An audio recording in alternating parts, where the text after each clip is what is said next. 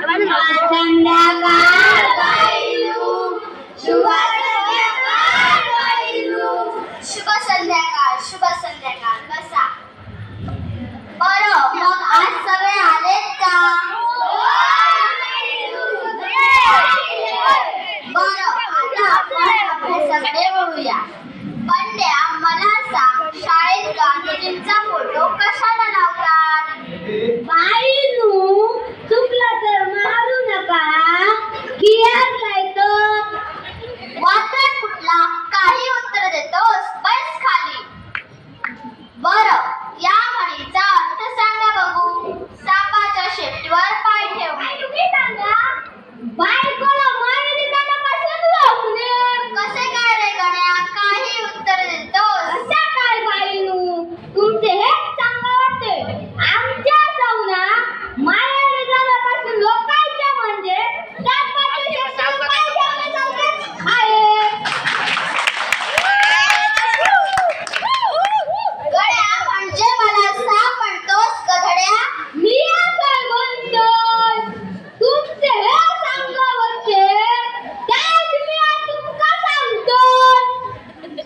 बरं केलंस. आता घरी गेल्यावर ह्यांची सारखी हजेरी घेते. बाईनू, तुम्ही घराकडे सुद्धा हजेरी घेता. चुप, बसा खाली. बरं, मला सांगा, मी उपाशी आहे. काय कारण तुम्ही उपाशी आहात?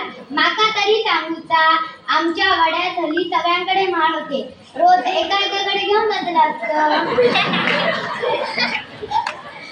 मध्ये मध्ये चोमडेपणा करायला कोणी सांगितलं ग तुला? आ, कोणी सांगितला? मला पूर्ण बोलायला तरी दे. मला सांगा, मी उपाशी आहे या वाक्याचा काळ कोणता? मी सांगा, दुष्काळ. हा कोणता नवीन काळ काढला गधडे? अरे ए सदा, उठ. बाईनू, काय झाला? उभा राहा पाहू. वर्गात काय झोपा काढायला येतोस? तसा नाही बाईनू, कोण सांगता? कोण कशाला सांगायला हवा? मीच सांगते.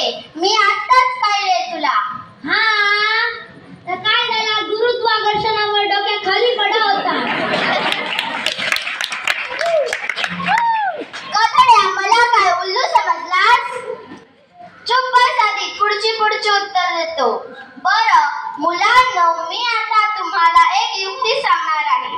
जर कोण बुडत असेल तर त्याचे केस पकडून बाहेर काढायचे.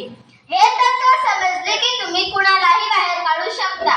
पण बाईनू, सगळ्यांनाच कसा बाहेर काढू शकता? का रे, का?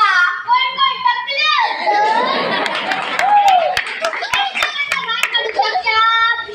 अरे हो रे, माझ्या लक्षातच नाही आले.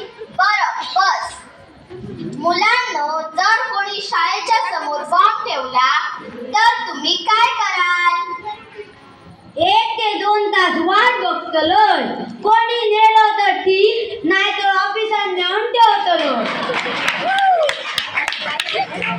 अरे, ऑफिसात नेऊन ठेवण्याऐवजी पोलिसांना कळवायला हवे, समजले? मुलांनो, 1869 रोजी गांधीजींचा जन्म झाला, बरोबर आहे की नाही?